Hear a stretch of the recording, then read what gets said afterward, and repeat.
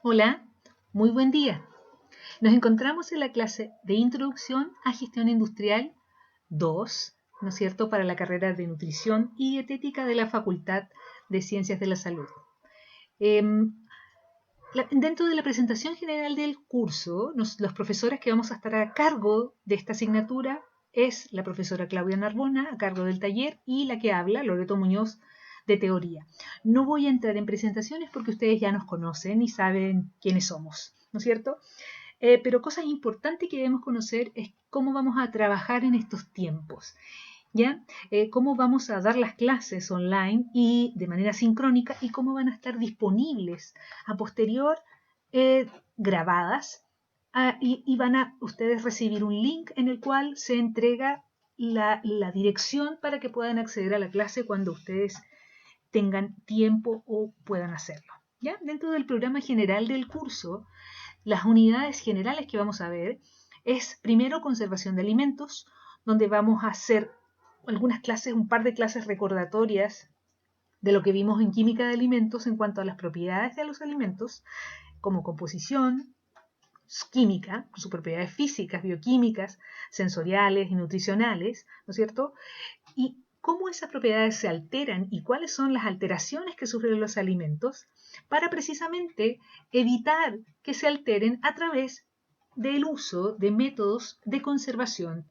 ¿Y cuál es el objetivo de esos métodos de conservación? Es prolongar la vida útil, que la vida de ese alimento se prolongue mucho más allá de la vida normal. Por ejemplo, si nosotros tenemos una lechuga que sabemos que dura 2 o 3 días en el refrigerador, bueno, ¿cómo podemos conservarla más allá de esos 2 o 3 días? Y eso significa que vamos a prolongar su vida útil, va a ser útil por una mayor cantidad de días. Dentro de la segunda unidad vamos a ver ya a entrar en algunos tópicos de conservación de alimentos por efecto de la temperatura. Vamos a mirar qué pasa cuando yo subo las temperaturas, uso altas temperaturas, ¿no es cierto? Ya ustedes han escuchado hablar de productos pasteurizados, esterilizados, conservas y por supuesto vamos a ver todo lo que se relaciona con el descenso de la temperatura, con la disminución de la temperatura para conservar los alimentos. Y ahí vamos a ver la refrigeración, tal como la conocemos en la casa, pero la vamos a mirar de manera más industrial, y la congelación. Todo esto muy relacionado con las propiedades mismas de los alimentos y cómo se conservan las propiedades físicas, las propiedades sensoriales y principalmente nutricionales y sus beneficios para la salud. ¿Ya? ¿Qué pasa cuando yo subo la temperatura? ¿Cambia la composición de los alimentos? ¿Los nutrientes son los mismos que el alimento original? ¿Se modifican para bien, para mal, etcétera? Esas cosas las vamos a ver y vamos a ver que al cambiar algunas propiedades, quizás los nutrientes no están tan disponibles o en otros casos están mucho más disponibles que en la fruta original o en el alimento original. Vamos a mirar algo acerca de fermentación y tratamientos enzimáticos, las ventajas de la fermentación versus otros sistemas de conservación, ¿qué microorganismos usamos para fermentar? ¿Qué microorganismos usamos, por ejemplo, para producir un yogur, para producir un queso, para producir una cerveza o el vino, ¿no es cierto? O un encurtido. ¿Qué tipos de microorganismos utilizamos y son importantes para que actúen en el alimento y produzcan las características típicas del producto fermentado? Y vamos a ver qué tipos de alimentos fermentados existen y cómo se hace ese proceso. Envases y embalaje, ¿no es cierto? ¿Qué pasa con el envase? ¿Qué función tiene el envase? ¿Por qué es tan importante? No tiene solamente la importancia estética que me va a inducir a la compra en el supermercado cuando yo miro un envase bonito con colores atractivos, sino que además tiene una función de protección del alimento, pero no solamente de protección de que alguien lo vaya a tomar o yo lo pueda asir con mayor o menor facilidad, sino que también lo protege de la luz, lo protege del oxígeno, lo protege de la contaminación. ¿Qué tipos de materiales de envase existen? ¿Y cuáles son los más adecuados para los alimentos? ¿Un envase de plástico, de vidrio, de metal, me sirve igual para cualquier alimento? Bueno, esas cosas las vamos a mirar un poco en la unidad de envases y embalajes. Y finalmente vamos a ver tópicos de tecnología de alimentos, donde vamos a separar esas tecnologías en productos hortofrutícolas, vamos a ver hortalizas y frutas, cómo se prepara o cómo se conserva un choclo, un poroto verde, versus un durazno en conserva, por ejemplo. Y, por ejemplo, el día de hoy que tanto usamos las legumbres ya en cajitas, que son muy fáciles de acceder, muy fáciles de preparar y podemos prepararnos un plato rápido y sin ningún tipo de dificultad. ¿Qué pasa con las grasas y aceites?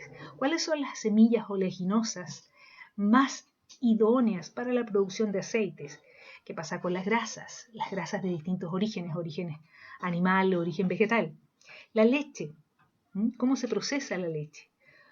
Ya sea como leche líquida, la que conocemos como la leche UHT, o la leche como materia prima para la producción de diferentes alimentos como quesos, como mantequillas, como cremas, etcétera, yogur, por ejemplo. Tecnología de cereales y leguminosas. El día de hoy nosotros estamos incorporando a nuestra dieta y se incorpora a nuestra dieta una gran variedad de cereales y legumbres. ¿Ya? ¿Cómo se procesan esos cereales y legumbres? ¿Y para qué sirven?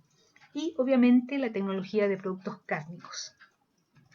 Por otra parte vamos a tener el taller que va a estar a cargo de la profesora Claudia Narbona. Ella en un rato más les va a dar toda la introducción al taller, pero vamos a tener diferentes actividades teórico-prácticas. Se van a grabar algunas clases y se les va a dar algunas investigaciones o tareas en las cuales ustedes tienen que formular algunas hipótesis y desarrollar algún experimento en las casas para ver todos los procesos de conservación, digamos, adaptados a la realidad de hoy, por supuesto. ¿Cómo van a ser nuestras evaluaciones? Las evaluaciones van a valer un 20% cada una. Vamos a tener 3 evaluaciones parciales, de las cuales 2 de ellas, la 1 y la 3, van a ser pruebas online con tiempo, donde vamos a responder una serie de preguntas de selección múltiple y algunas preguntas abiertas de aplicación, ¿ya? Si bien es importante que conozcan los conceptos, es muy importante que conozcan los conceptos, es muy importante que sepan aplicarlos a una realidad.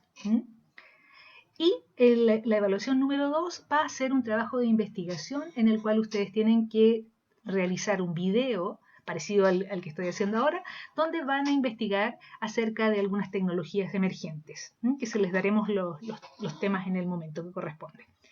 Y luego la actividad de integración, que bueno, ustedes ya la conocen, que va a integrar los conceptos que vamos a ver en clase, en teoría, y lo que van a hacer en el taller, de manera que puedan construir alguna metodología o implementar o mejorar las ya existentes. Y vamos a tener algunos seminarios, estudios de casos y otros que los vamos a ir desarrollando a lo largo del semestre. ¿Cómo será un informe? Esto ustedes ya lo saben, ya están grandes, ya están casi en la etapa final de la carrera, pero es importante que recuerden que los informes deben tener una portada. En la portada debe estar el título del taller o del laboratorio, del trabajo, de la investigación, de lo que sea, su nombre, la fecha, el logo de la universidad, la facultad a la cual pertenecen, etc. Toda la información que pueda servir para ser evaluados y presenten de buena manera su trabajo. Los objetivos súper claros, la introducción con la bibliografía. Recuerden que la bibliografía se cita en el texto de la introducción y del resto de las partes del informe, ¿ya? Los reactivos o materiales que usaron para desarrollar el trabajo, todo el desarrollo experimental, donde está la metodología que emplearon, sus resultados, discusiones y conclusiones, donde acuérdense que las discusiones son comparar el resultado experimental con lo que ya se ha investigado y que está en la literatura, y obviamente la bibliografía. Recuerden que el rincón del vago no vale, ¿ya? Las preguntas las pueden hacer siempre a través del correo. Ustedes ya conocen mi correo, ya nos conocemos hace algunos años ya. Entonces pueden dirigirse o a Claudia o a mí para las preguntas. Bueno, eso es. Y espero que nos encontremos la próxima semana, ¿ya? Para empezar con la primera clase.